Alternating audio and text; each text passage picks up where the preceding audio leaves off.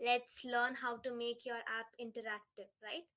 What we did previously was learn real basics of things. Today we are going to learn a bit more. So I think okay, we can start with the whole thing that you'll be learning a bit more basics of your. You'll clear your fundamentals in Kotlin and you'll be learning few things in Compose. And did you guys actually try the previous things which we asked you to do?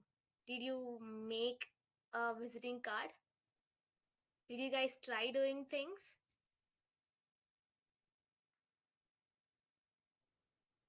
Guys can use the chat box, right? I know you guys had exams, and that is why we also didn't do much this whole week. We kept it after your exams.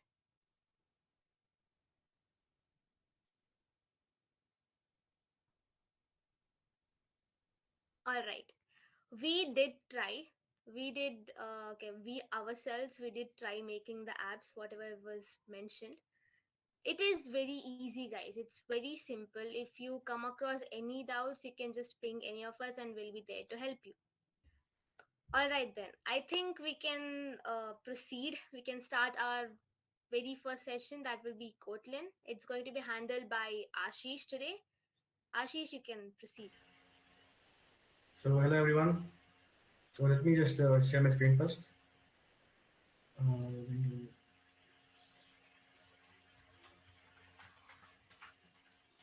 Can you guys see my screen?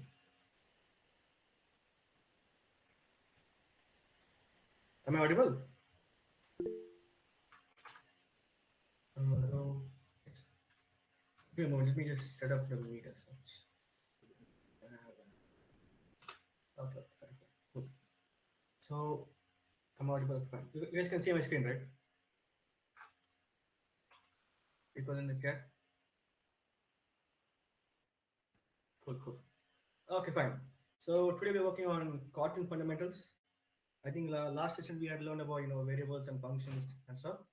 Today, some more time we will apply some logic because now since you're going to make more more apps, since you're going to make interactive apps, we need our code to be more logical as such.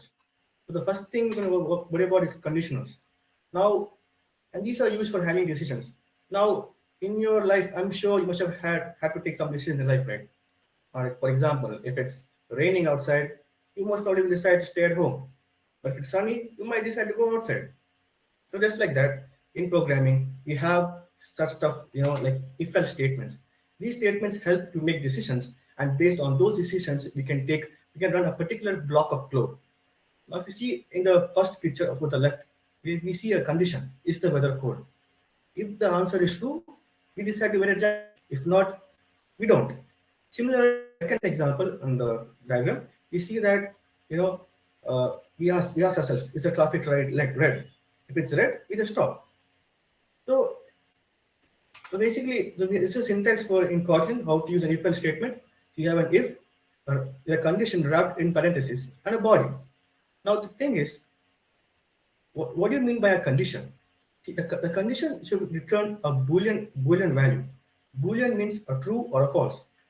So let's say you have an expression like is 1 equal to 1. Obviously, that is true. If that is true, the body inside will run. Let's have a quick demo in the playground. I'm sure you guys have this link. Let's put it in the chat.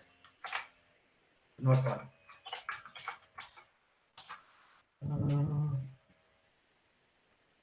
okay, fine. The playground link is on the chat. You guys can follow around. Okay, that's there. Yeah. So let's try doing that.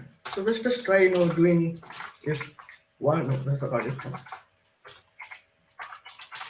Println 1 equals 1. So what do you think the answer should be for this, guys?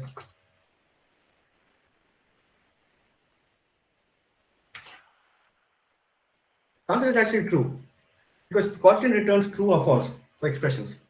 Now here we've used double equal to. See, as we have learned in the last session, single equal is assignment. Like for example, val num equals 1. Here, the value 1 is assigned to the variable number. So over here, println 1 equals 1. It didn't check whether 1 is equal to 1. Imagine if we take 2. Now this is obviously not equal. So it will print false. Similarly, so this is the condition we need. So that is just a basic expression. We can build on it much more. We can have an expression like the relational operators, logical operators, and so on. By combining all this, we can have a condition, and based on that condition, we can decide whether to run the code or not. So, so let's take a simple example. Now I'm sure. Now, how many of you guys ride or drive? Can we have a response in the chat?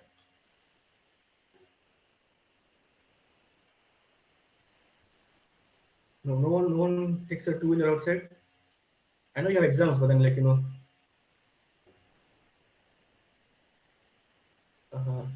okay. Yeah. So the reason I asked that is because let's try simulating a traffic light signal using if else. So we all know that traffic light has three signs, three lights: red, yellow, and green. And when the light's red, obviously supposed to stop. The light's yellow, supposed to slow down. And the light's green, you can go. So let's take things step by step. So first let's have a variable called traffic light, and we'll have assign it to a string named red. Okay. So now, if traffic light equal to red, as you see, I'm using the syntax for writing if statements. This is the if keyword, the condition found in parentheses, and the block of code. You can just print go. Run the code and print go. You see over here, we have this variable that stores the current condition of the traffic light. As of now, I've hard coded it to red. So the traffic light is equal to red, you print go. Now, of course, we all know that traffic light has three lights. So I think we can just for now just assume that it's only red and green. So we can use an else statement. So basically, in Kotlin or any programming language, if this condition fails, the else will run. You can say print ln. Ashish, could you please increase your font size? My God. Screen share.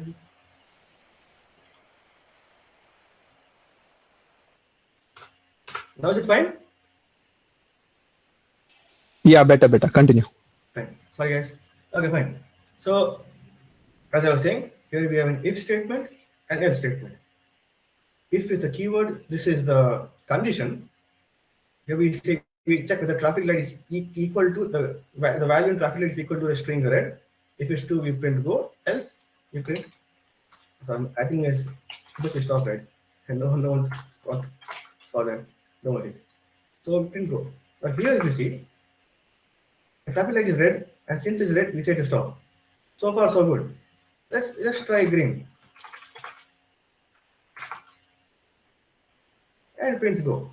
Well, we also know that traffic lights can also have yellow and other colors. Not usually, but it's also yellow, right? So we can also trail this condition using if else statements, like if else.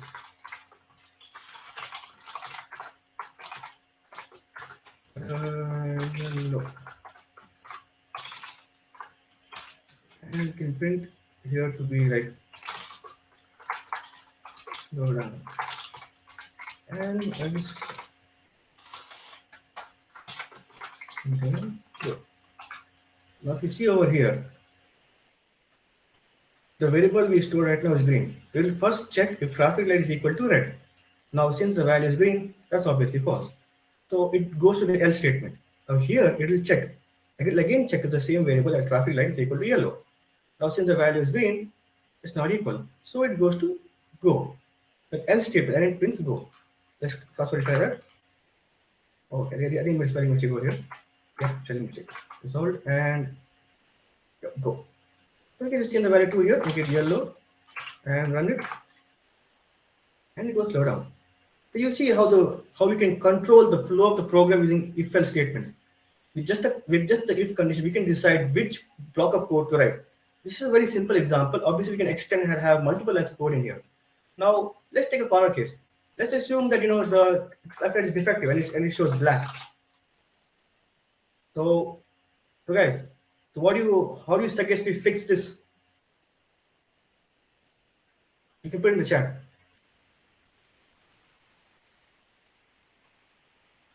The exception is not now, bro. This is just if else. Try using if else only.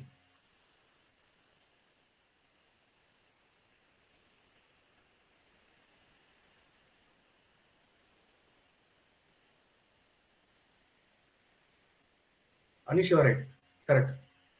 In if else over here, just say that traffic is equal to green. You can print go and else.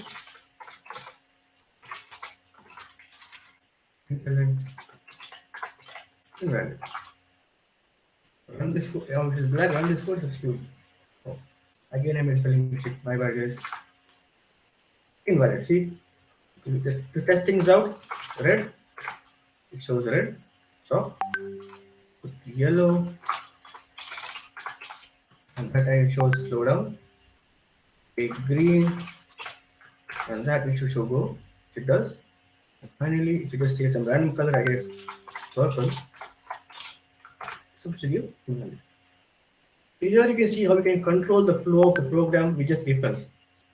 As I said, you can expand these lines of code and you can actually control the flow of the program. Now let's go back to the PPT. Control over here. Okay, fine. When statement. Now, those who are actually familiar with programming, this is very similar to switch case. So how does the when statement work is that you have a when keyword and a parameter. Parameter is basically one variable, and based on the value of that parameter, different codes of both code blocks will run. Now, like for example, now if we take an example of the traffic light, I think we can modify it so that we can actually use the when statement. So we'll just close this off so that when traffic light.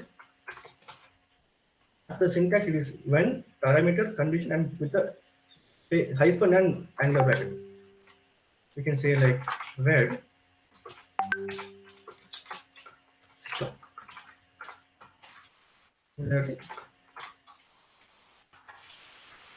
yellow.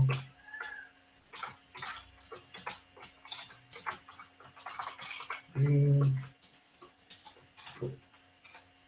And yes, we can also use an else statement, which is basically will run in case none of this comes true. So else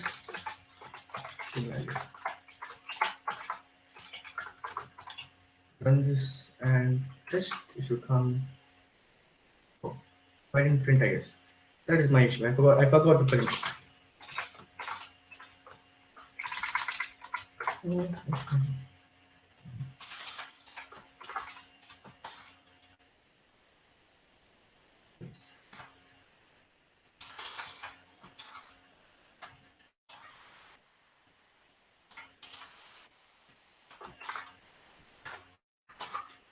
This and invalid. So you see, we are trying to let's test it a bit more.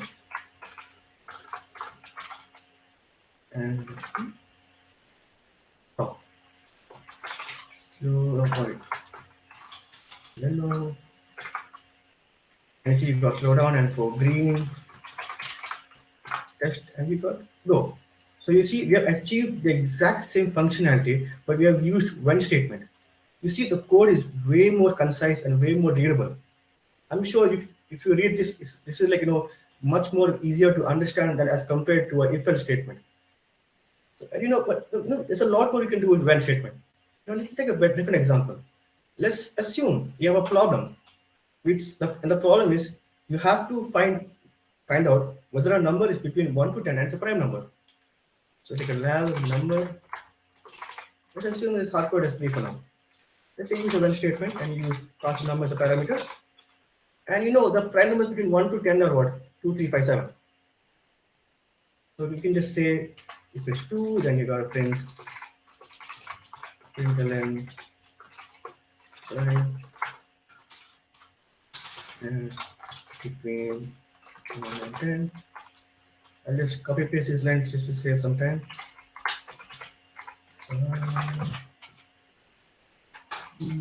5, 7. and then else println let's do this. Okay, fine. Okay. So we run this and get this. Now I'm sure you can see a very obvious design flaw here. Anyone point that out?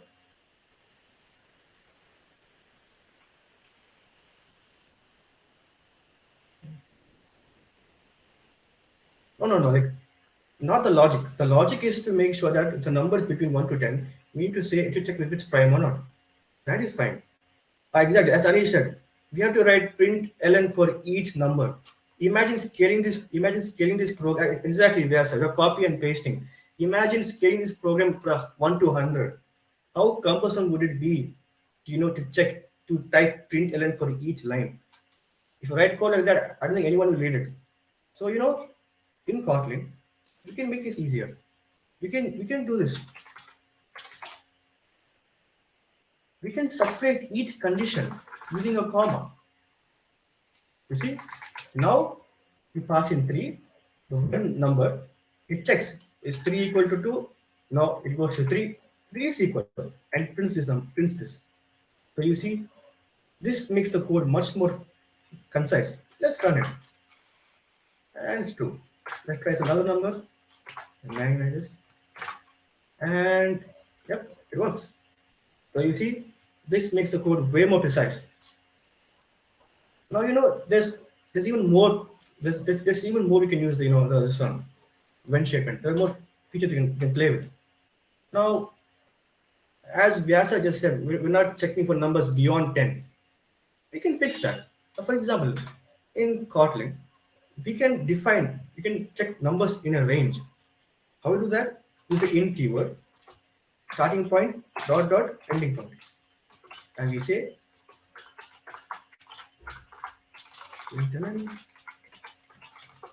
it's between 1 and 10. Else it's not a prime.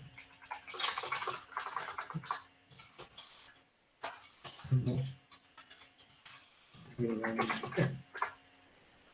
Now we give a number like 12 and test. See this. Look at this. So basically, we can check if the number is in the range using the in operator and the dot. Just like that, we can make our conditions way more precise, way more concise at the same time. But there's more. Now, I think when you have to do this, I guess, wait. If I'm not wrong, you also check for data types, like is in.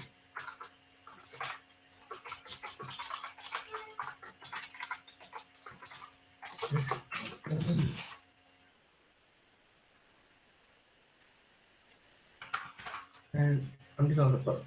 Just a music, not an issue. This works, but if I say hello, it is. Let me just check it out. Isn't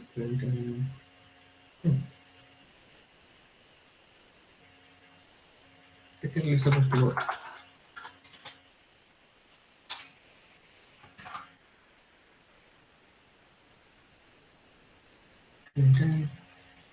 That's not true. Oh. Check.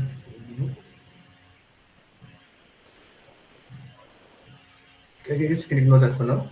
So basically, the way how this code works is that you have any keyword actually says that that this variable num can be of any data type, because Kotlin actually infers data type from what value we pass. But I don't know, for today it's not inferring. I guess it's a bad day for it. Ignore that. So basically what happens is it just write on this code. You pass a number 2. It checks whether the number is 2, 3, 5, or 7. If it's among this, it prints this. We test that out and it shows that. Yes. Now the number is between this is, let's say the number is 5, 6. It's not between this, so it goes to the next condition. It checks this, and you see it, since it is within that, it gives that answer. But else, if you say something random, it will just come to this condition. Wait, it's not number. Interesting. I think that condition bit broken for today, I guess. Yes. That is basically the when condition. So now let's go back to PPT. Now we have seen how to use if, how to use when, if else, and when condition. But you know what? But we can also use conditionals as expressions. See, the thing is that now usually in programming we just to check the condition, we run a certain block of code and we just want the output. We don't really want the don't really want the intermediate steps. What matters to us is the output. So we can actually fix this code. Let me rewrite the traffic code real quick. Traffic light.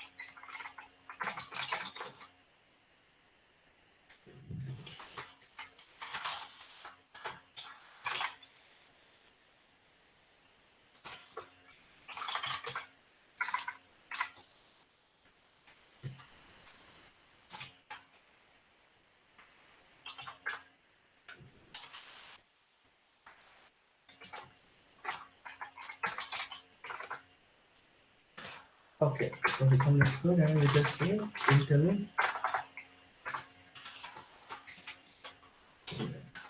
Now, obviously, even in this block, code block is an if else, there is one small issue. It's not a big issue, but it will be way better if you fix it. Can you guys figure it out what it is? Or something in the chat.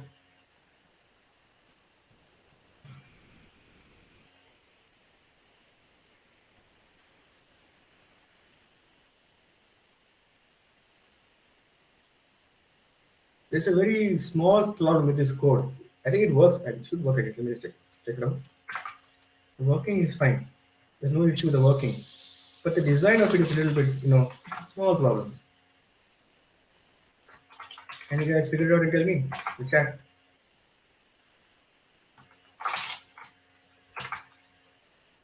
Can't find it? Okay, see. I'll let you know, guys. The thing is, over here, we have used println so many times, haven't we?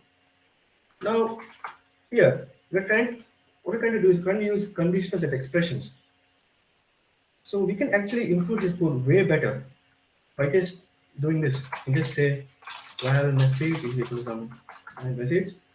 Let's say for now it's nothing, empty string. If it's red, we can just say we can just or nothing. While message is equal to this and here. Okay.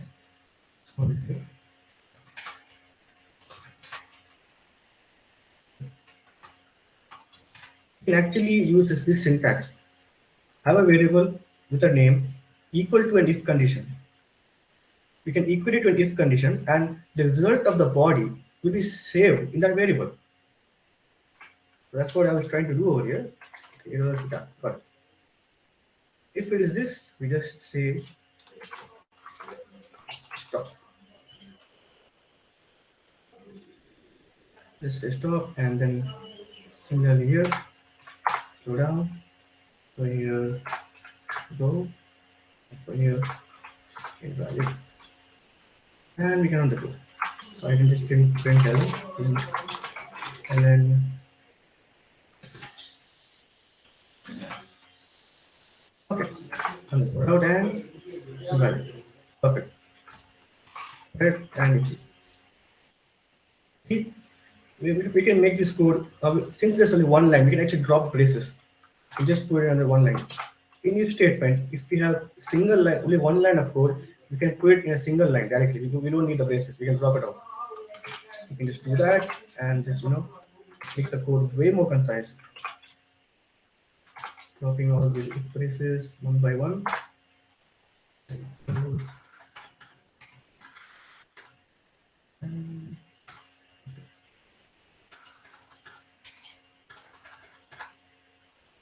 Okay, and the code can you see?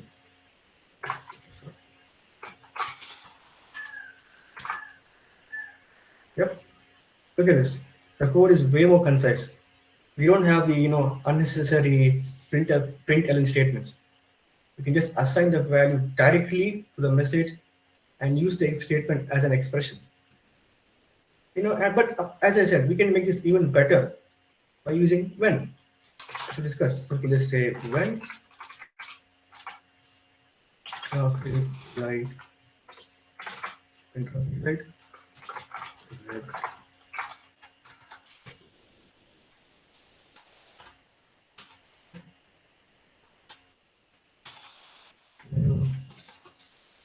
Say go down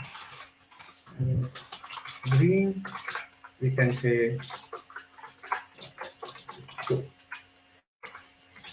else.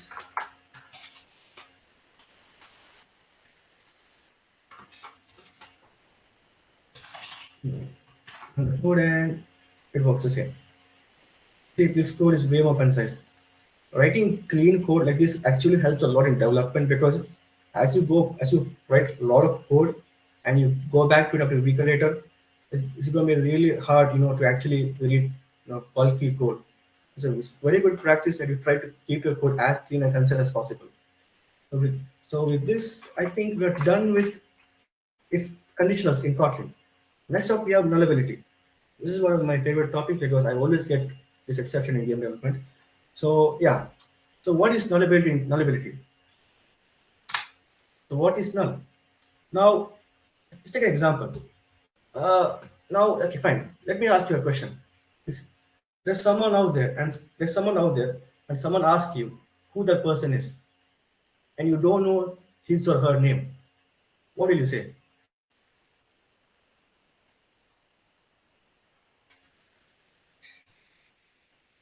Obviously, you're like, I don't know who the person is. Similarly, someone asks you something and you don't know the answer, you just say, I don't know. But the thing is, it's easier for us to say I don't know because we know English, we know grammar. But for computer, things a bit different. Because see, now a name is stored as a string. So, example, my name is Ashish. So I'll be storing my name as Ashish in a string. Now, if someone doesn't know me and they ask what is my name, and if you say I don't know, that is again a string. The thing is, Kotlin will take that I don't know as an actual name. How do we tell the computer that when we say I don't, it actually means nothing? That's where null is used. Null is actually a value which holds literally nothing. It's it's similar. If you use Python, it's basically none, or if C++ is similar to void. It basically holds nothing. So let's go back to the playground. Okay, fine. So let's test it out. Fine. Let's say you have a number val, and let's say your name. I don't know. I just say that's my name. And I just say print your name. And the code and it gives as I said, if you don't know the person's name, if you tell I don't know the name, if you just type I don't know on the code, it's still a value. Kotlin thinks that it's actually a name. But if you type in null, it prints null. Null basically is a value which basically says it holds nothing. It has no value. It's a value which says it holds nothing. It's a little bit tricky to get around your head, but once you'll get used to it soon. So now there are some. This is actually very useful because at the start, when you don't know the values of some things, it's better to have it as null than give it a default value. Like for example, let's say that the score. If you say well score is equal to 0, and later you have a function which calculates the score, and you pass score, and you pass score. We can see some obvious issues here, right, guys? Can anyone point that out?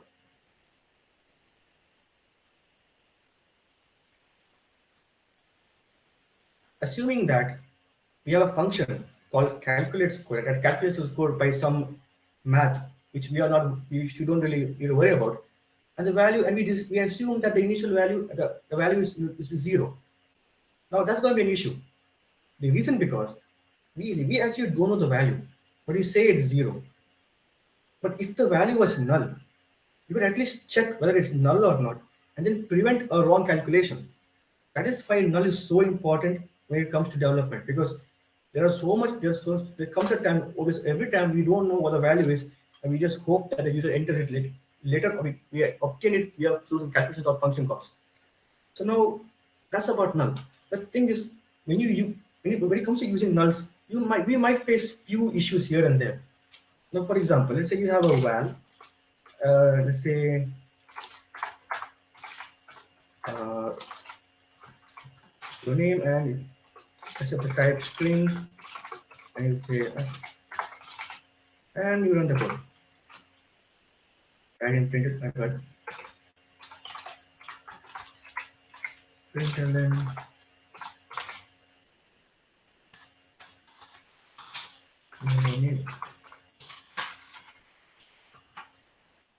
So far so good. Imagine this was null. Kotlin just throws an error saying that null cannot be a value of a non-null type string. What does this mean? See, the thing is, as I said, string has to be a collection of characters, and null is a value which says it says it holds nothing.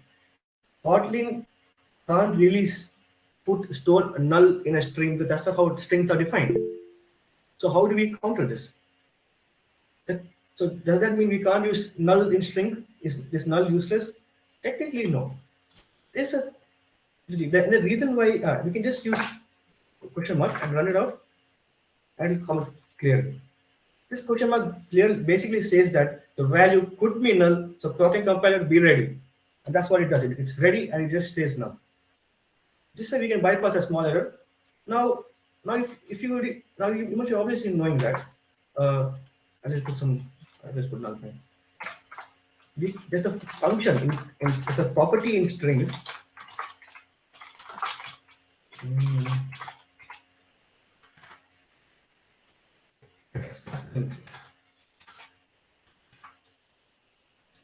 fine. This is an issue I forgot to discuss. This is not null. This is a property in strings where you can get the length of a string. Here it's null. The length is null, so the length of the string is 4. Now assume that the value is null, and you want to like get the length. Kotlin throws the error. This is because you are saying we are here that this value can be null. The thing is, if Kotlin thinks that there might be an issue where the value is null and it can't interpret it, it will just throw an error because it doesn't want to take that risk. So what do? There's always a safe operator. This is called the safe call operator, not this one. And the code, and it's principle. So this is basically telling Kotlin that even though it's null, you just run it out. And if it's actually null, I think it will throw an error. I'm not really sure. It is out null. Basically, this is basically telling the Kotlin compiler that we know it can be null, even then run it out and we're giving a safe call. There's another thing. I guess you must have seen this when I ran the error code. This is known as non-null asserted. Okay, this is actually kind of weird. I don't know why is it here. This basically tells that the function will run regardless of the value, whether the value is null or not. But if it's null, it will throw an error. So let's just put this in quote, not that. Put this in quote and run it. So far good. But if it's actually null, it's an error. So this is basically forcing the compiler to run the code despite the value is null or not. I honestly don't know why they use this. Even in the documentation, they advise this is not advisable, but it's fine. It's good to know. Okay, fine. Now you might be wondering. Okay, fine. Now, for example, let's say that you enter your name and you want to pass the value somewhere. Now, obviously, we can obviously we can't give the name as null. Imagine you're having an application and you want to save the user's name. They don't put in any, just continue. You can have validation. But let's assume you don't have validation for some reason. In that case, you can't just send the value and then send it as null, because when there are times where it must retrieve the value printed out, it will cause huge errors and we can't bypass it all the time. So there is something known as the Elvis operator. Sounds cool, and it is actually cool. So how it works is, in the show the syntax. This is the Elvis operator. It gives the question mark in Poland. Basically, it's like println your name question mark dot length length Elvis operator 0. So you see, basically what it says is, take the variable your name, the string variable, check if you can find the length. If it cannot find the length, just return 0. Is that, see, you see the importance of this? We can add default value. I can just put 10 also, it doesn't matter. It works. So these are the different ways you can work with nullable variables. To recap, we have the stateful operator, which basically just calls a function. It tells the compiler to call regardless of whether it's null or not. The non-null exception operator forces the compiler to run even though it's null and it might break. I forgot null checks. Null checks. This is very important. Fine. I forgot null checks. Okay, fine. Let's take store equal to 0. Null. So null, and let's just print element. So it should be null, I guess. Yes, my bad. As I said, question mark over here. Okay. Now imagine. I'm just gonna make this more interesting. Let's just put this at pause. Now, imagine that you are in a restaurant and you got the bill. The bill seems to be very heavy.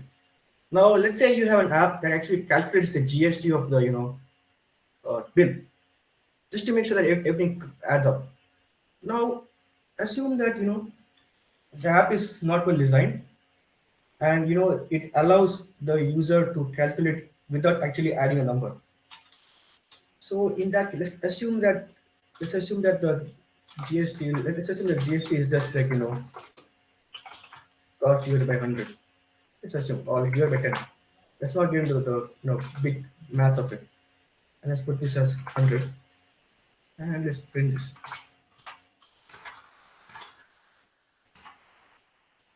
Oh my god.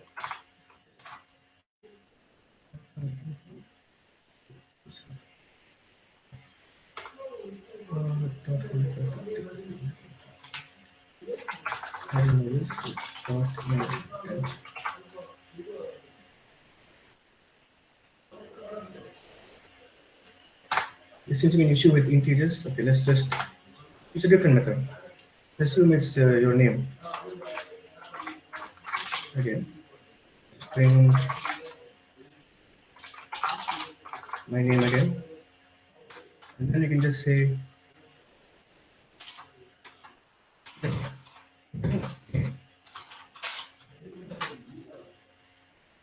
so far so good.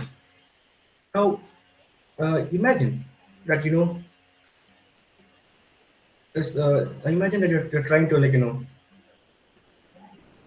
you have an application and you want to get this variable string, which is your name. Now the issue is, let's say that you have a part in the program which actually takes your name and it generates a nickname for you. Now we're not going to details of how it generates a nickname, maybe random numbers or anything, but if the value is null, it can't really do that, and the entire program will definitely break. So how do you bypass this? This is where you use null checks. We just check if your name is equal to null, your name is equal to null, then just ln your name, else println name,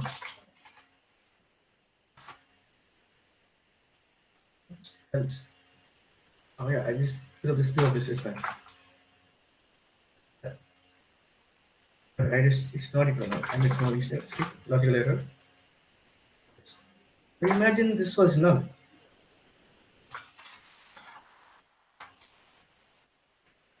It asked you to add a name.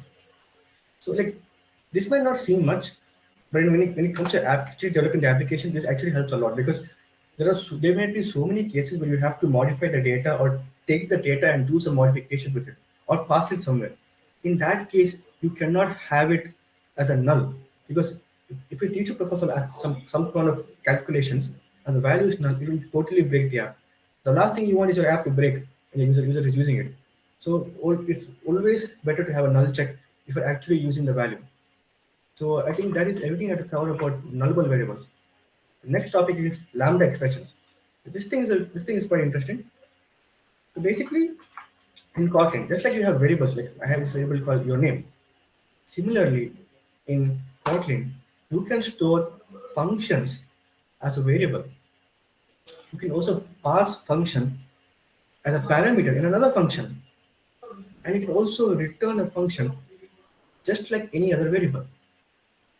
Let's actually let's actually test things out.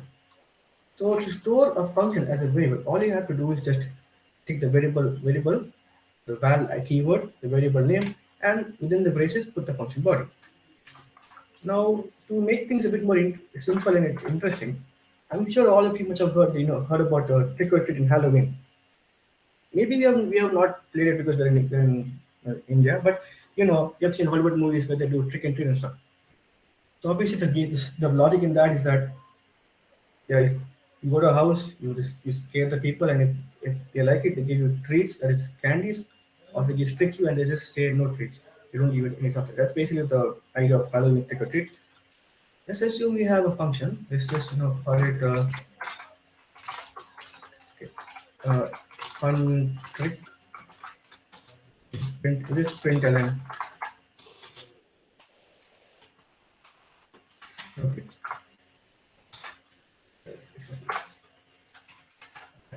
Then here, what we can do is we can just say like val trick function. I'm trying to store a function value over here. Yes. Because the thing is, since we're doing it as a function, you need a function invocation operator, which is basically the two dots, and it actually works. The thing is, we don't like to add this every time, and doing this is not that good. As I've showed in the syntax above, you can do it like this. You can have a variable, variable name, and store the body. So we can just say val trick is equal to this. Notice here that I am not using parentheses. When you add parentheses, the function is called.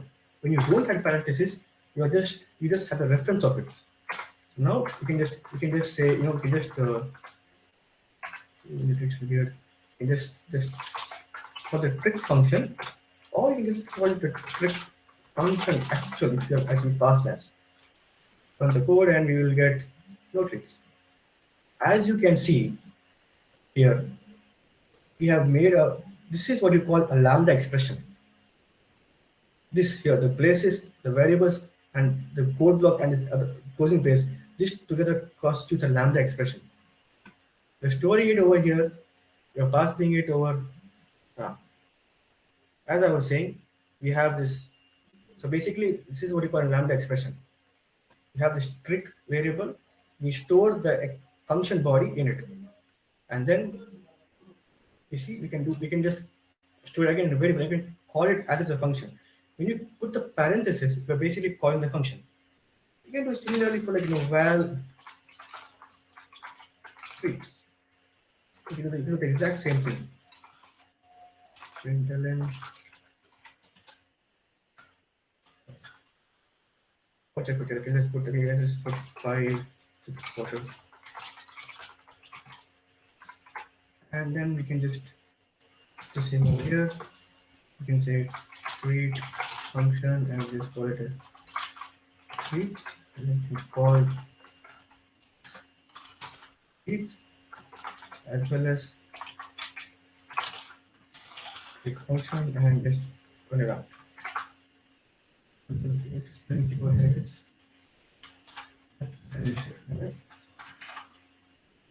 And you see, you get the same value. I get the exact same thing for two different, and it works. Okay.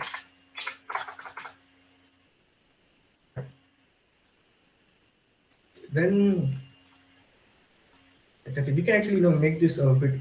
You can like generalize this function. You can have a expression like you can say fun. You have another function called trick or treat, right? Which takes a strict value, which is a boolean, no parameters, and returns a unit which is basically nothing. And we say is strict return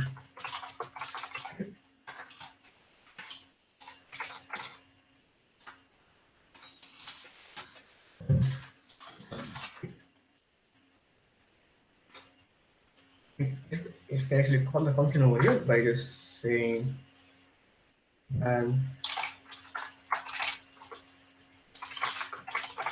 the treat function is equal to treat over here. Let me spell that again. Is called false. Save and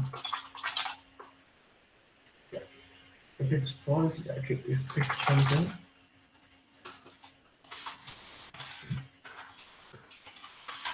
and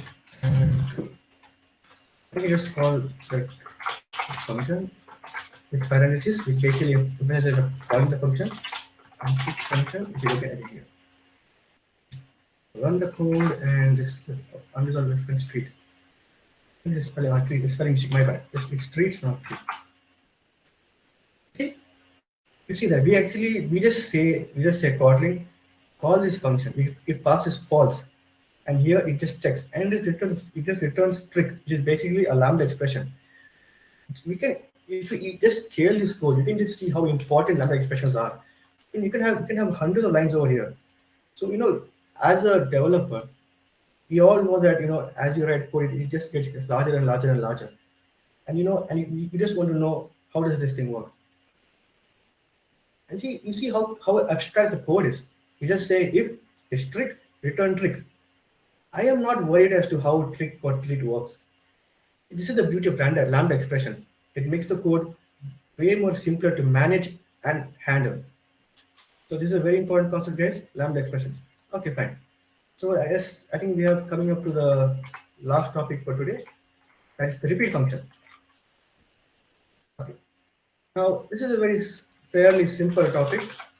Shouldn't take that long. And imagine you have a function which says say hi, and its job is to just println hi. Okay. Say hi, and it prints. Cool. But what if we want to run this function multiple times? Let's say you want to spam. Now, in Kotlin, there's a high order function. Okay, before that, high order functions. High order functions basically are functions which take a function as a parameter or return a function as a result. So back in the PPT, the repeat function. It uses the keyword is repeat. It takes the amount of time, and and within the body, it just asks for the function to call. So back in the playground, you can just say repeat of 4, repeat it 4 times. You repeat it, say hi. Right? Say hi 4 times. So similarly, if you have multiple functionalities which you want to run multiple times, or you want to do something multiple times, this is the function you will use. Repeat. Keyword is simple. Repeat. Number of times you repeat, we can just say I can just put 10 and then just say 10 output comes, and a function to repeat. I can add multiple functions over here. Let's just say fun, say hello,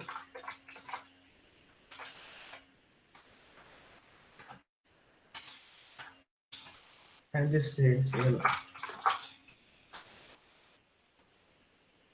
And see, it runs this, and this. It says hi, hello, and just and repeats again for 10 times. That's basically all about Kotlin fundamentals from my side. Now I'd like to have Pratik take over, our c- Compose Camp facilitator, and he will teach you a bit more on Compose. Over to you, Pratik. Yeah, hello guys. So we'll start off with the Android Studio, and I want to know how many of you attended the last session. Just put a yes if you have attended the last session and you had completed whatever was done. Okay, I can see one yes. So okay, how many of you attended? Only one from the last session.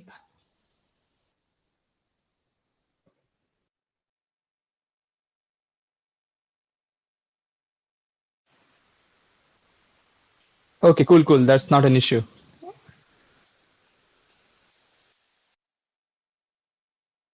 So I think I can only see one person. I don't know if others are shy to reply. Yeah, okay, cool. We'll quickly start with the Android Studio. I'll share my screen.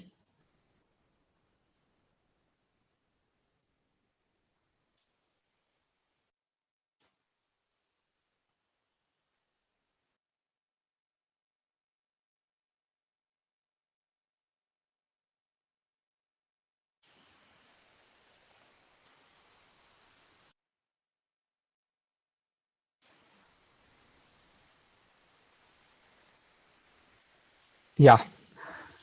So let us quickly create the new project. But before that, how many of you are going to code along?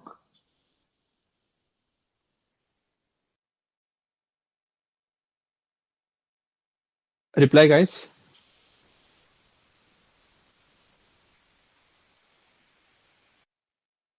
Okay, one,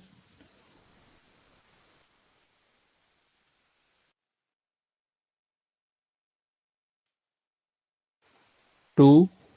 Okay, cool. Three people.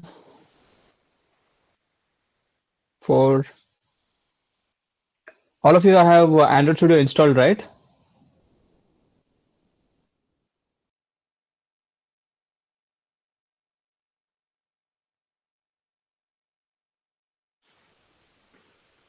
Okay, cool, cool, cool.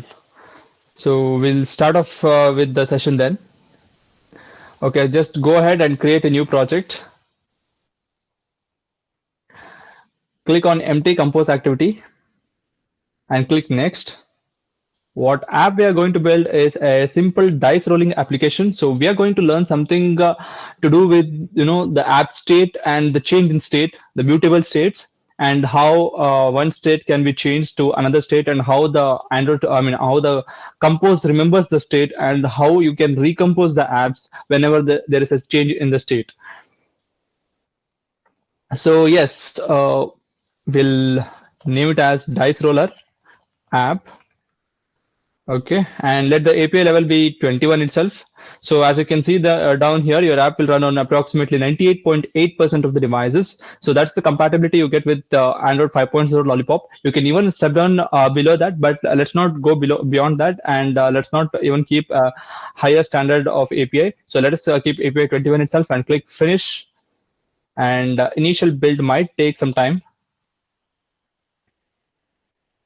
The setting up of projects and indexing, all these things happen in background. So once you set up your project, kindly do type a yes in the chat box, so I'll know we can start off.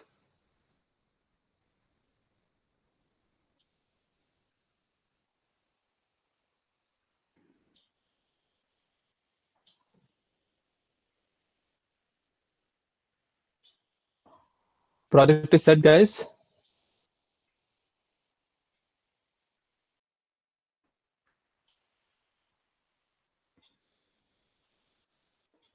Yes, done with the build. Good, good.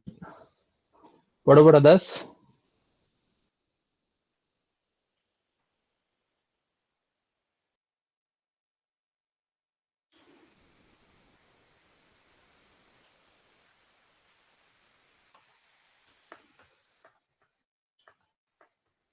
So how many of you are not done with the build or have not set up the project yet?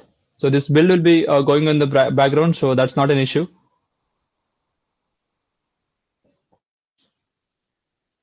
Okay, done. Cool. I can see two people with who have completed the build.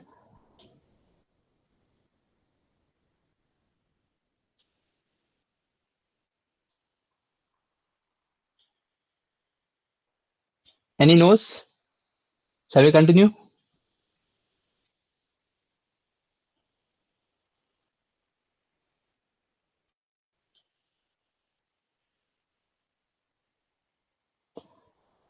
So yeah, I guess we can continue. I'm not waiting for the build to complete. Okay, so it'll be happening in the background where we can check it out later.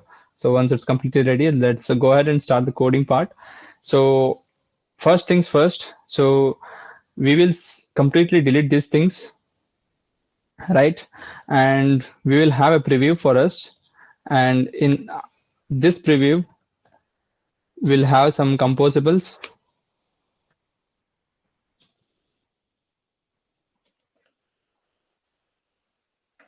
Okay. So yeah. Now we can start off with our main function. That is nothing but the dice rolling function. So dice rolling app, and let's not pass anything for now. And this is our main function. So yes, so this is our main function, and we'll add some modifiers to this. Uh, I think I had told you about modifier last session. Modifier is nothing but you will have this to alter something in your UI. So all these things actually it comes this intelligence, the sensing of the things. So it's already built in, but it will automatically come once the build and everything is complete. So since the build is not complete, it is not automatically popping up for me. What was the project template again? Template is empty compose activity. Yeah. So what modifier we are going to add is nothing but, let me go to the next line and add the template. So the modifier, okay. So no, okay, sorry, I'm passing this inside this one. I have to have one more function here. Function dice rolling with image and button. Okay, cool. So this is the function which we are going to call from the main app. Main app is done nothing but that is there in the function dice rolling app, and inside this app we have another function which we are going to revoke. So for this particular thing, we are going to assign some modifiers for this particular function, and yeah, so in order to revoke any permissions or any modifiers for this particular function, we'll quickly go ahead and write a composable function for that. So we can make a function composable by just adding a tag composable, and we'll write the function name dice rolling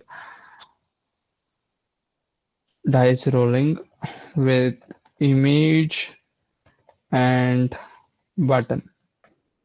So this is the function which we are going to write. So now what we'll do is we need to have some modifiers for this. So what we will do is write a modifier for this modifier. It is of the type modifier, and what we are having is we need to modify the content. So this modifier, the first one with the small m, is this modifier is a type modifier, and this modifier says that we are modifying something. That means we are adding a modifier And next, we need to link this to some modifier. So I need to call this modifier in this particular section.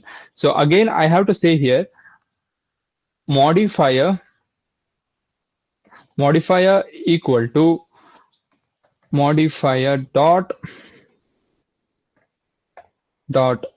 So now I want the full screen app. That's why fill max size. So this is a function. Yeah, max is x, and we will wrap it. Wrap content. I think the IntelliJ sense, if the build is already complete, it should work in yours. So here I will give alignment. So now it is suggesting some. Okay. So yeah, alignment dot center. All this will be, I mean, the color coding, everything will come once the build is completely complete. So now what we are doing is here we are adding that modifier equal to modifier. So here what we are doing exactly is, so yeah, we'll modifier equal to modifier. So this modifier is the type of the type of modifier. That means this modifier is of type modifier. So that is this modifier, and this modifier it says that we are modifying something in this function. So and what we are passing is nothing but this modifier is nothing but the modifier which we have written here. So this modifier corresponds to this modifier. So this is what happens internally. So yeah, so now we have given simple dice rolling functions, and that's dice rolling with image and the button. And we say that this should occupy the maximum size of the screen, and it should wrap the content to the center. It should align the content, everything to the center. So that is what we are going to do.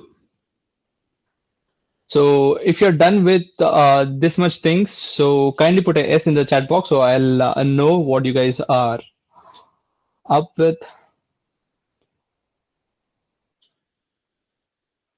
If you're done with so much, please put a yes in the chat box.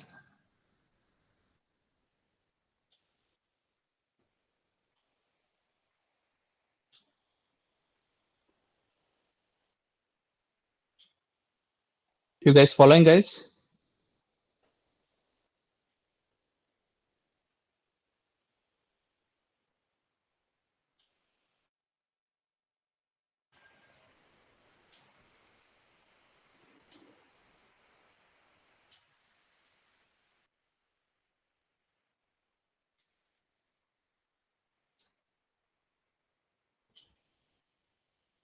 I can't see any reply. What about those coding along? Are you facing some issues?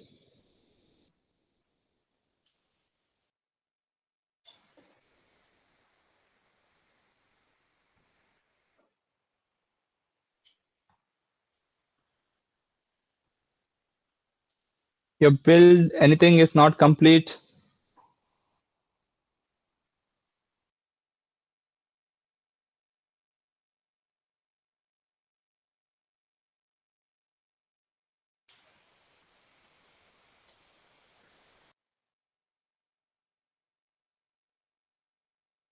Is it required to explicitly mention the type for nested function call?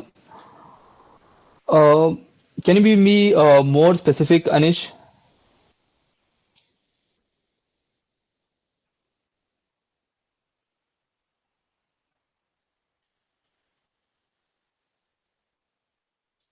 Okay, as the build is now complete, okay, we'll call the app here, dice rolling app.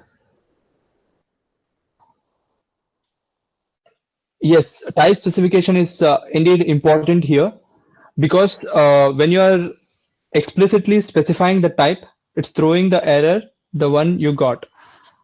Okay, okay, cool, cool. We'll fix it, no problem. So, yeah, let us see what that error is. Okay. Everyone are getting the same errors? Modifier Yes,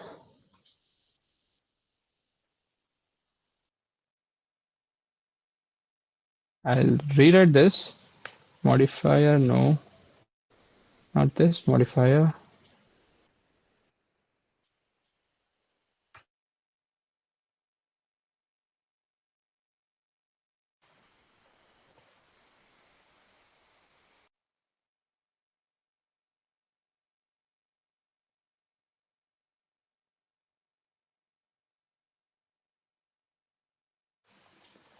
Let me rewrite this.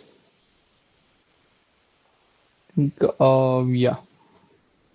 Okay, one more person is getting the same error, I guess. So let's go ahead and rewrite the things. Okay. So yeah, I think this is another thing. Yeah, modifier equal to modifier. I don't think this is thing. Modifier equal to modifier. Okay, cool. For now, let it be. And here modifier.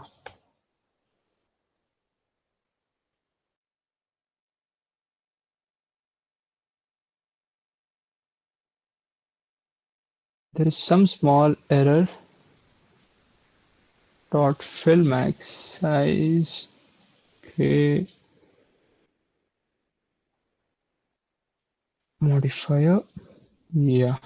So let me try again. Modifier dot fill max size dot wrap content size alignment dot center.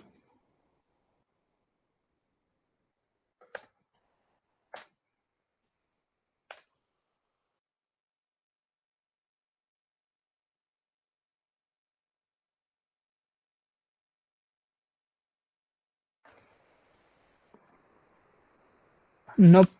There is some error which has been thrown. Okay, cool. We'll see this modifier a bit later. Okay, for now we'll move ahead with the code. We'll put that modifiers later on. So, but what is this error? Let me comment this part. I think, yeah, wait a minute. So yeah, I have to call this modifier equal to modifier. No.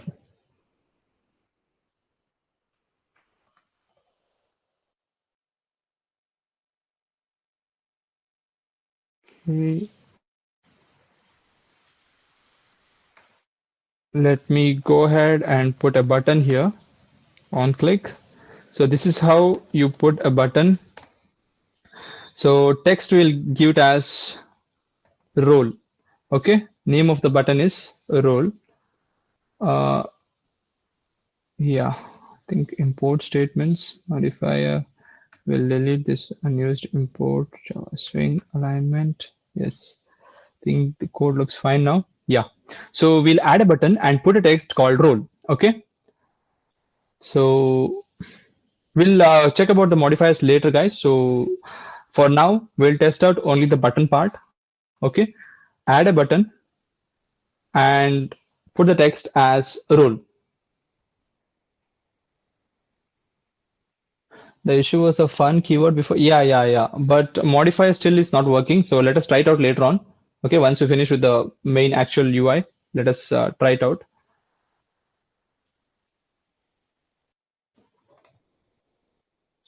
Is it working for you?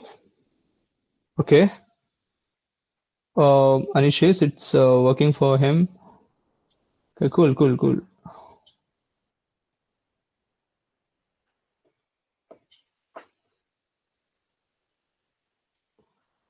Let me wait for the build to get completed.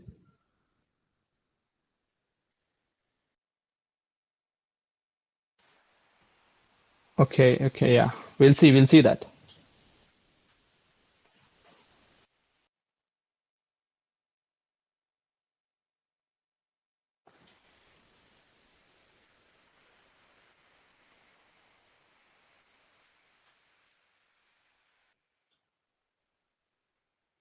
Yeah. So yeah, here we can see the button called roll. So now we'll again try to, as Anis told, we'll try to add the modifier now. We will just keep the code modifier equal to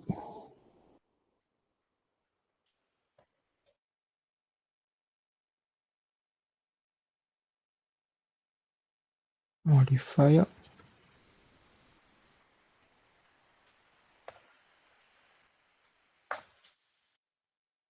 Yeah. Now it shows modifier equal to modifier. Yeah. Now it shows perfectly. Yeah. Now we can add it here. Modifier equal to modifier dot fill. So now it shows perfect. So fill max size, and we had one more called as wrap content width alignment dot center. Yeah, I think now it should work, guys. So just test it out and let me know if it works for you all. Okay. This is wrap content size. Okay, cool. And here we have passed this modifier. Okay, it's let us wait for the autocomplete itself. So let's not have any errors. Wrap content size and alignment dot center. So yeah, now split the code, build and refresh. Just check if it's working fine. I think for everyone now it should work.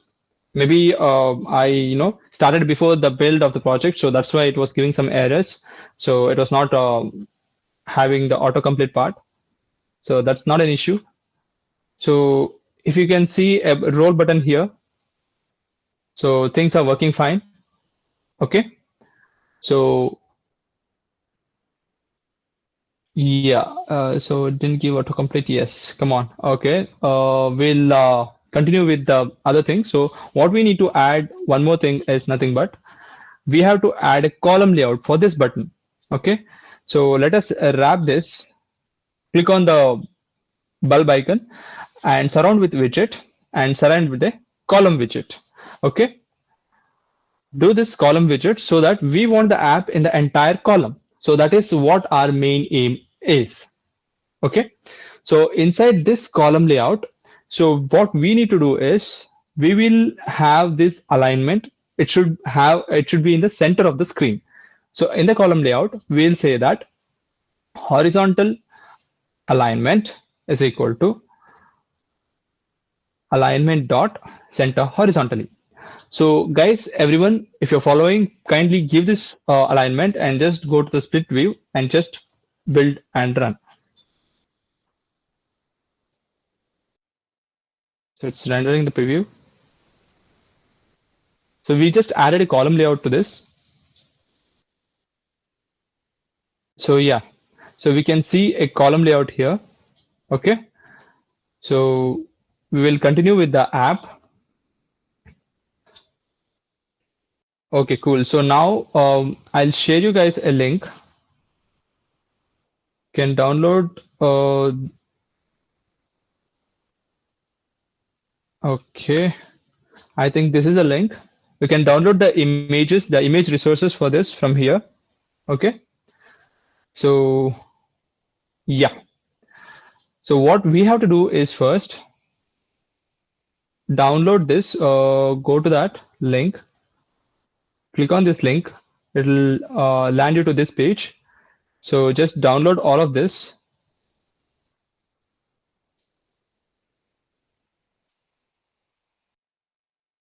So we'll need dice images. So for as we need to change the states, so we have already downloaded the files. So I'll be saving somewhere here itself. So I'll name it as dice images. Just save those images, dice images, and I'll just extract it here. Okay, cool. So I have all my dice images here. So it's in the XML format. The link is accessible to all, right? Put a yes in the chat box, guys, if the link is accessible to everyone. Yes. Okay, cool, cool, cool. Okay,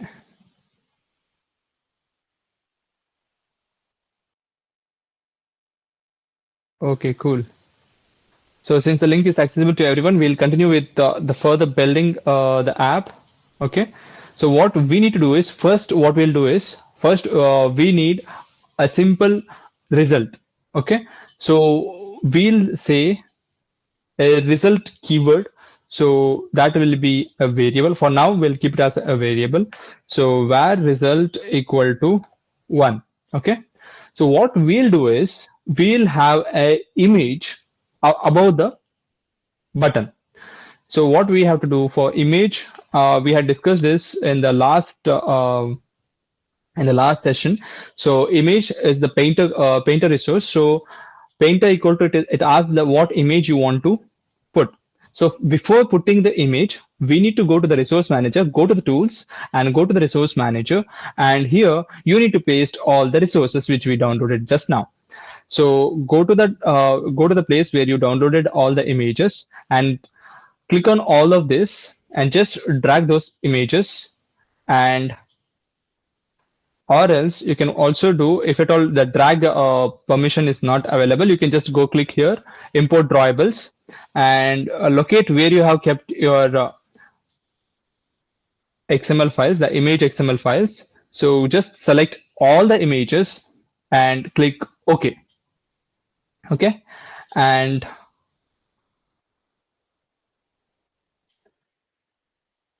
just don't I think we can select density, no density. You can select this no density everywhere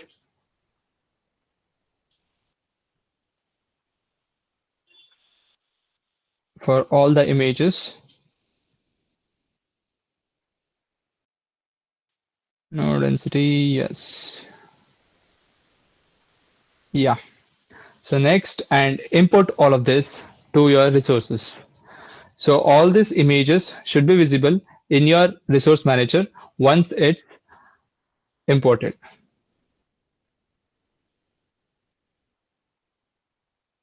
See, once I close the resource manager and reopen it, all the images are visible here. So what we need to do here is we'll add the okay, we'll add the painter resource r dot id dot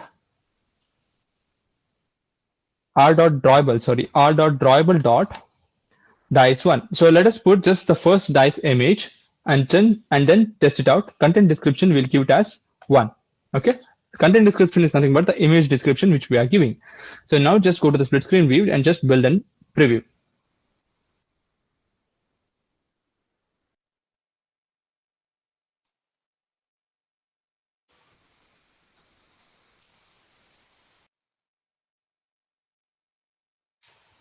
Okay. Okay. I guess there is a small issue. So what I'll do is let me try without the density.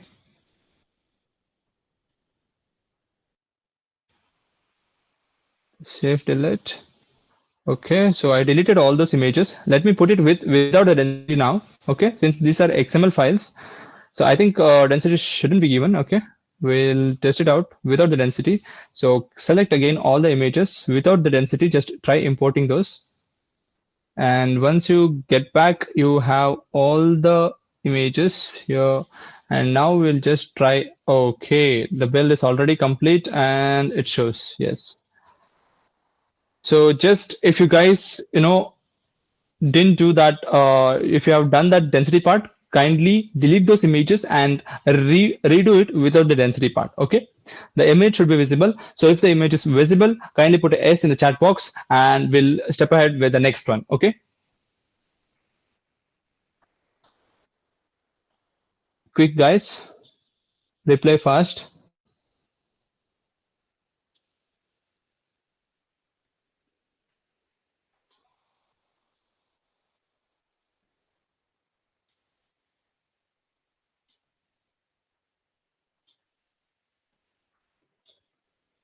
You guys done with the image part? Is the image and the button both are visible?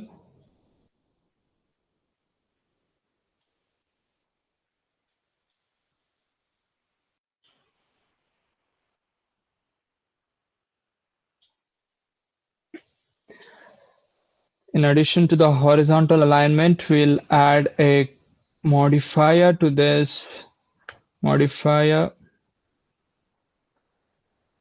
Okay, now I don't see any S in the chat box. So what happened, guys?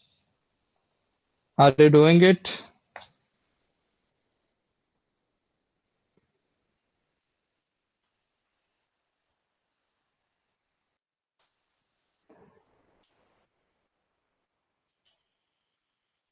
Let me have this screen. Yeah, it's rendering the preview. Okay, cool. So with the entire app, we have a dice and we have a roll button. So now go to the code. Okay, just add this content modifier equal to modifier so that all this modifier contents, okay, what we are putting it in the passing it in the function, so that we are importing it. So that is why this Anish had asked this question that why explicitly typing is required. So for this purpose, so that this gets imported onto the function and the layout. So once the layout needs to know which modifiers you are adding. So that is why modifier type is required to be specified here. So what we will do now is now we will add a simple spacer so that we'll have a better identification. So here also we'll add a modifier for this, and this time we'll have just as height, maybe 16 dp we can give. Okay, so dp won't be imported by default. Click on alt enter so to import that dp. So just go to the split screen view and just import it now. I mean, like, build it and see the preview. So you should see the spacer component basically gives a small space between the dice and the app. It's just for the UI things. So better user experience in the UX part. Okay, cool. So we have added the image. We have added a spacer. So between the image and the button, there should be a minimal space so that this shadow which comes, it should not affect in the app. And we have added a button called roll. So what we have to do now is nothing but when you click on roll, the dice images should shuffle. That means now we are displaying just the first image. As you can see here, dice 1 is the image name. So we are just displaying the dice 1 image. Okay. Now we need to display on each click. Okay. We need to give a random input, I mean random output to the user. That means it can be when you roll a dice, there are several probabilities. So it is always 1 by 6, any number can come. So what we will do is we'll implement that functionality here. Okay. So we had put this var result as 1. Okay. Before altering this one, we will import all these image drawables. Okay. All these image drawables first we will import. And in the Kotlin session, you had learned that you will have all this when statement, if else statements, so conditionals, all these conditionals you have already learned. So it's time to implement those conditional so we can have this implemented. How? If we have 1, that means the dice image should be 1. So that is a simple condition which we are going to implement. So what we'll do is image resource, uh, we can give it as, so again, even assigning the value to a variable or to a constant variable.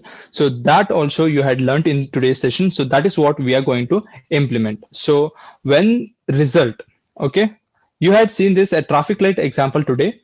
So it was explained by Ashish. So same thing we are going to implement. Okay, when you have a result, so when it is number 1, what we are going to say is nothing but r dot drawable dot dice 1. So when it is 1, you are saying the first dice, that is nothing but the dice 1. Okay.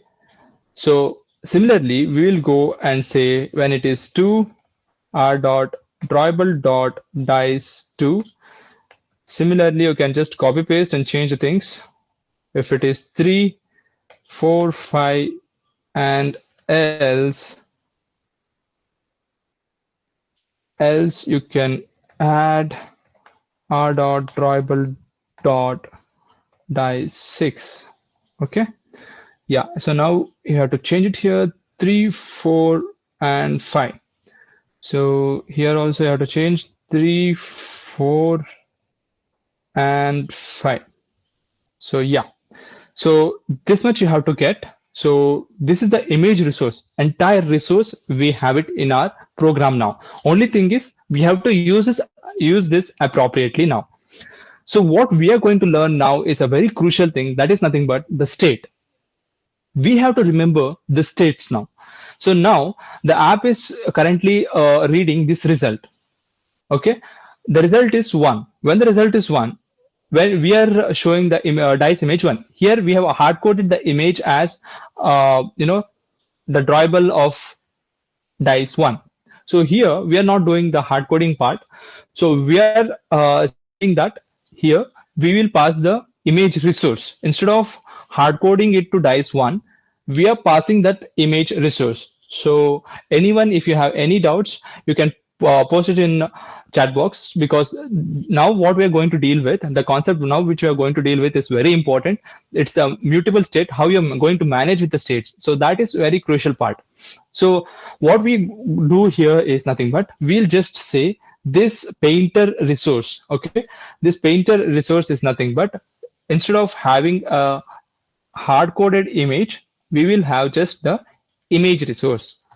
Okay, image resource. So now we have all this image resource in the painter resource. So now we have to implement, on the click of the button, we have to show this image. Okay, that is random images should come up. So in order to do this, what we have to do is, when you if you go build and preview, when you click on the roll button, there is nothing that is going to change, because it cannot remember the state. Okay, by default, no expression or no variable will result any of the state. So we have to make it remember the state. So how do we make the variable remember the state? So in Kotlin, we can use something as var result by remember. So just the remember. So you can select it from here.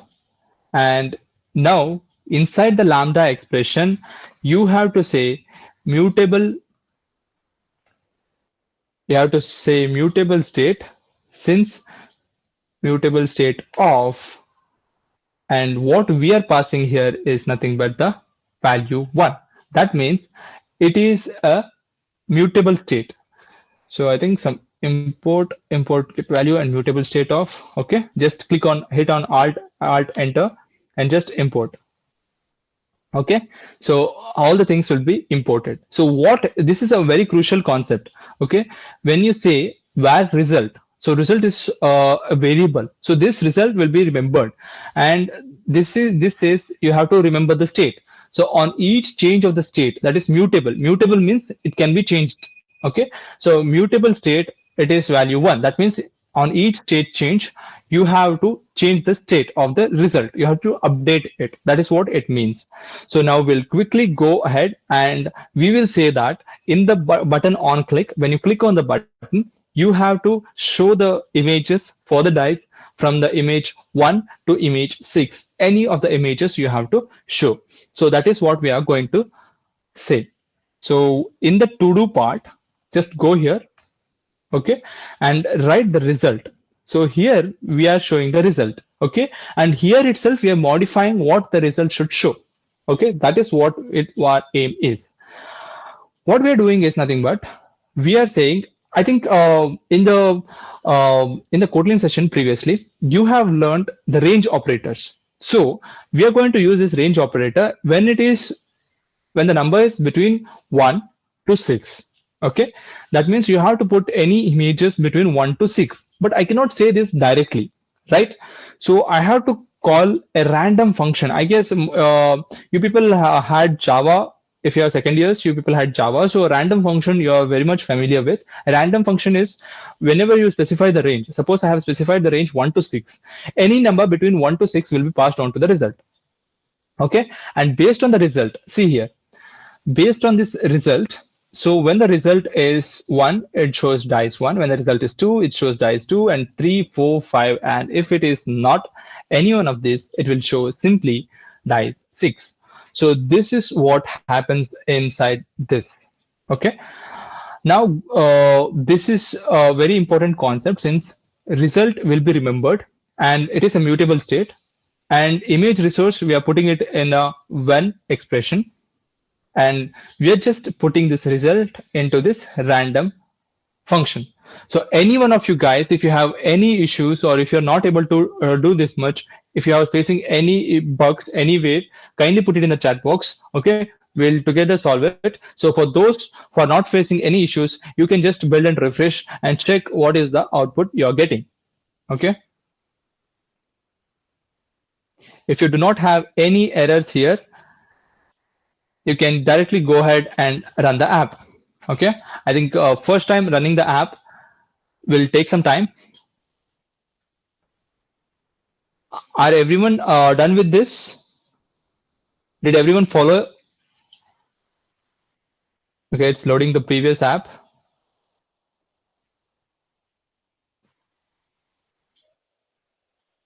Guys, any response in the chat box?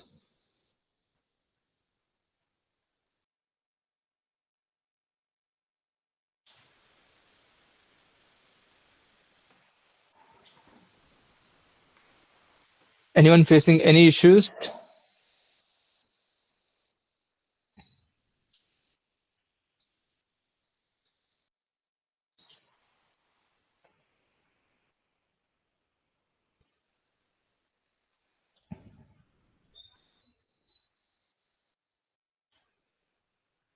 If it's working for you guys, kindly put a yes in the chat box.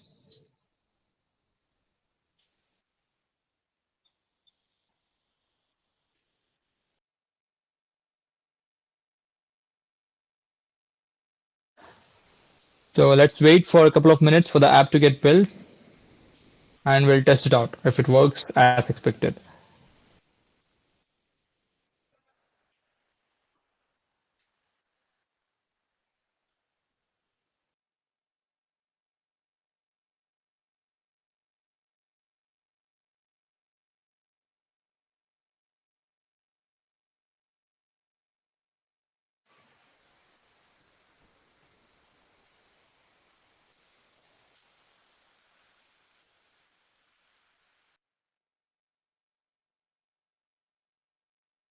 Could you show the code part? Sure, sure.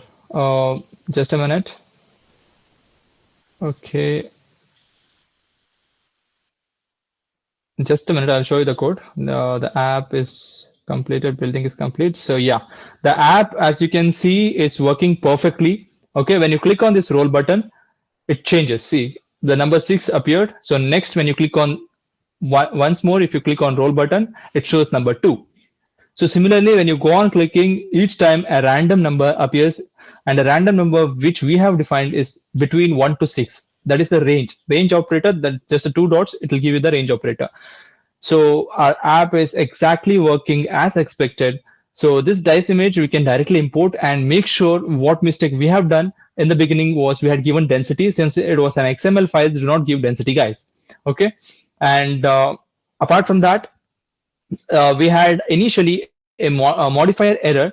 So I had started typing before the build was started, and one big mistake what I had done was writing the fun keyword inside the function. So here I was calling the function. So by mistake, I had put a fun keyword. So that was the mistake here. So the modifier was not able to take that. So yes, can you share the code? Sure. It would be better if you guys code it right away. Okay. You can see the whole code here. So I'm showing the code part. So yeah. So execute the code now itself, guys. So instead of sharing the code, it's better if you type yourself. Okay, and the source code is already available in the course thing. We'll be sharing you the links. So if you guys type it now, and if you face any errors, we can debug it now itself, so that everyone will be on the same page. Okay.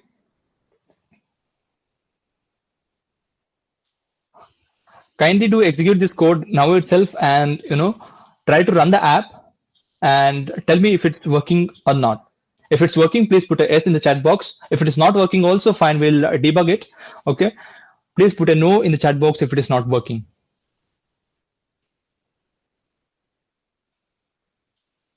Initially, I could see many people who said they are going to code along, but I do not see the reply.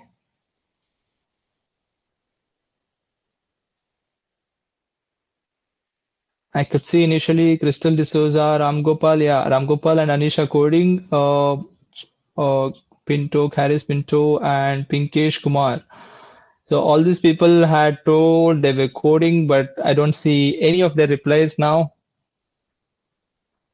Are you guys stuck somewhere, guys? Works. Cool, cool, cool. For Anish, it works. What about Ram Gopal? We'll wait for him to complete since he was also coding long. Guys, if you're stuck anywhere, we can still, debug it. So don't hesitate to ask it or type in the chat.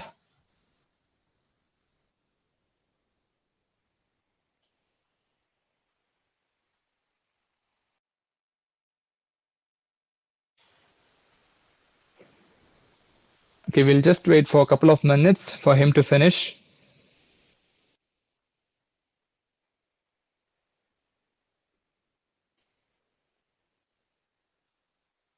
Okay, cool. So he says it works for him too.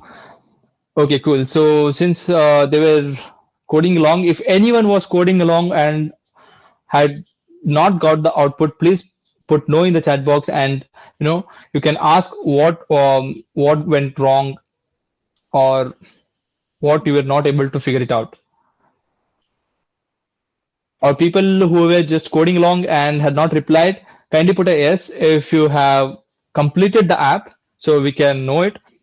So, and this week, since your exams are completed, so I want you guys to practice this state. So whenever you want some your state to be remembered, so it's just guys, building a UI is very simple. So I can show you a basic example of one of the UI image which we had built. So it was, yeah, this one. So see, building this UI is very simple. Okay. First, I will tell you how this UI was built. So I'm just giving you an idea on how this UI was built because if you're going to build an UI, you will have a small project at the end of this pathway. So of the session 2, that is the unit 2. So in the pathway 3, you will have a small project to do. So for that, you will need to know how the UIs are built. Since you had exams last week, you couldn't do it. So we all understand that. So but we really hope that you make some app. So in the unit 1 we had given only one main project, that was a visiting card application. So you can try on that. That was just a basic UI and just a static image. So here we have the recomposable. So that means you have a mutable state here. In today's application I'm talking about, so you have a mutable state, and this is stored in the result, and each time you click on the dice, this result we are calling upon, and we are assigning a random number to the result, and when the image resource reads this and assigns the image to that when you click on the role. So similarly, you have a very similar app to be made. So I will show you that also, but I will explain in brief how this UI can be made. So then you can relate it how UI and the backend code, what you're writing, is going side by side. So this the basic image. This was the image taken from freepix.com, I guess. So that you download the image and add a row layout. So first you add a column layout so that the whole screen is occupied, and add a row element and put the image to this the first row, and you make one more row and put this score, and this is a static UI basically. So score is 0 by 4, and put assign one more row, okay, and put two columns here. See, inside one row you can see you choose rock, Android choose paper. So you choose rock is one column, Android choose paper is another column. So And all this, alteration, that is modifications, can be done using the modifier. So modifier dot padding is there, modifying dot wrap content is there, horizontal alignment is there, vertical alignment arrangement is there. So all this, you know when you just click on HOR, horizontal alignment, it autofills. So autofill is completely, already provided in the Android Studio. So you can, put it easily, the all the modifiers what you want to use. So down here, I have added one more row layout, and I have added three buttons to this. Again, the shape of the rounded corners, all this you can explore. And this is, at the last, I have just added one text field. So this is how you can build an UI. So it's just using row layout, column layout, and the first in the first session we had built a birthday card application where you had a box layout. So that is what we had worked on. There are only three types of layout. That is a simplicity which we get in the composable apps. So there are only three types. If it can be either row layout, column layout, or in the box layout. Through this only we can alter, and we can modify the apps. So this is one of the thing which we had built. So this is how you can build an UI using row and column layout. And this week's task you have to do is, using the state, you have to build a tip calculator app. So you can see here, it's showing the bill amount and the tip percentage. You have to add two text fields. Okay, text fields can be added using text keyword called as text field, T capital F capital, text field.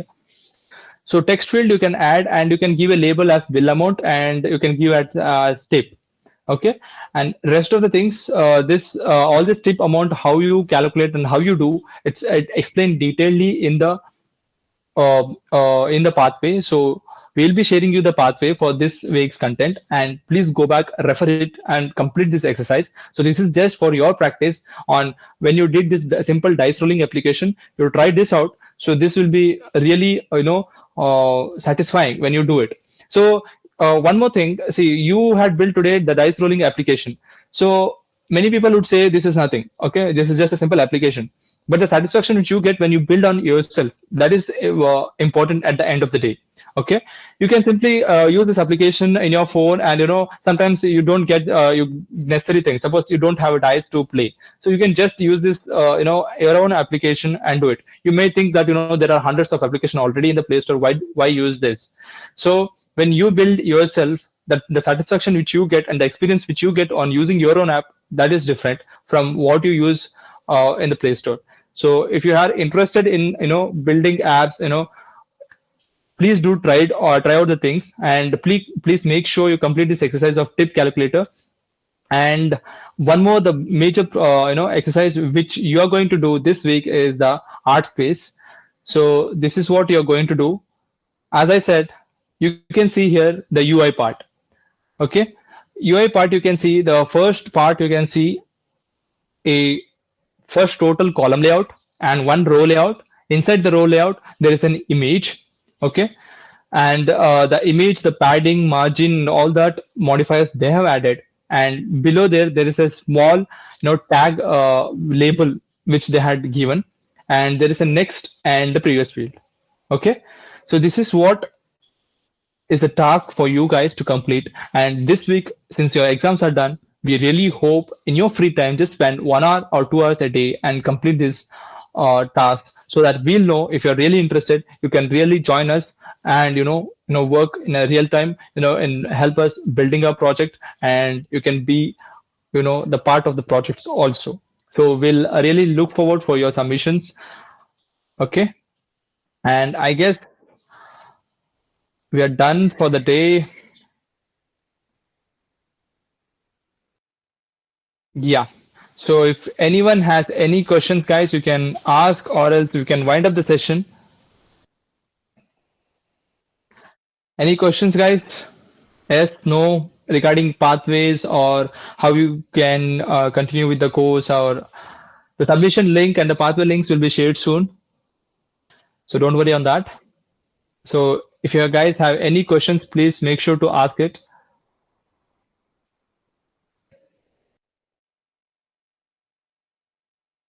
If you don't have any questions, then we can wind up, I guess. Okay, guys, I don't see any questions. I'll just quickly say how things will be. We will be mailing you entire pathway, which also includes the code which you will need, and we expect you to finish the applications which Pratik mentioned today, the small apps which will help you. As he told, there is satisfaction, right? And yeah, we want you to learn composing because it provides you with easy UI. And yeah, the thing is, in this entire event series we are planning to keep 4 sessions. Okay, this was our second session, so we'll keep 2 more. I wanted to know whether is it fine to keep it this week, that is on Tuesday? I mean, I know there are festivals going on. Just asking, should we keep it after everything, after 5th, or can we keep it on Tuesday? We would really appreciate your response. Okay, say yes if it is fine. Any day is fine. Okay. You can put a no, guys, if it's not fine, if you can't make it, because these sessions are for you guys and we want you to be there.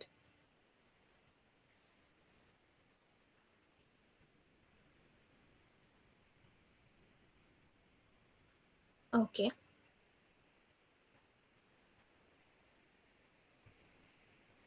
You can put the response, guys. We will plan accordingly.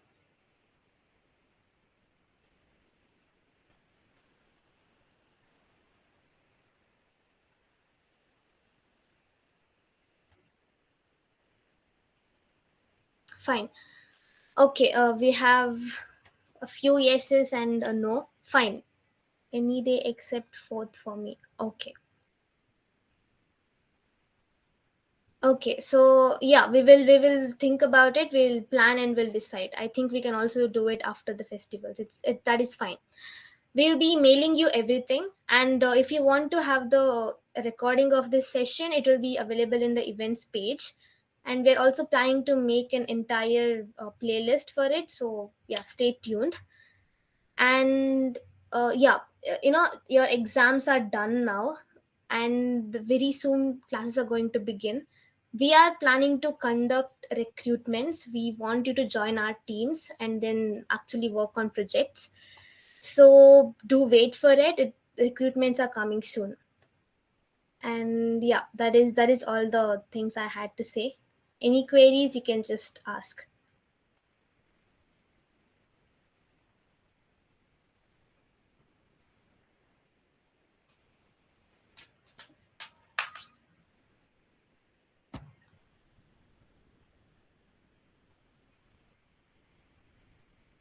Yes, guys, we are planning to have both technical and non-technical, and we are really in need of non-technical people here. So your previous works will be really appreciated. I mean, we'll go through it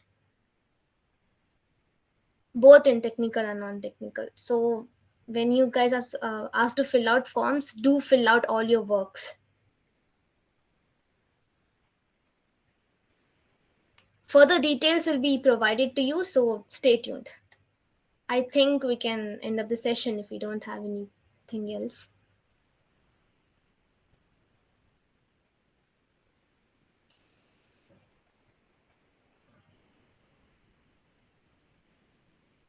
All right, guys. Thank you for attending the session. We'll wait for you in the next session as well. If you have any queries, just ping us anytime. We'll be there. There is Discord, or if you can contact us anywhere. All right then. Thank you for attending. Bye bye.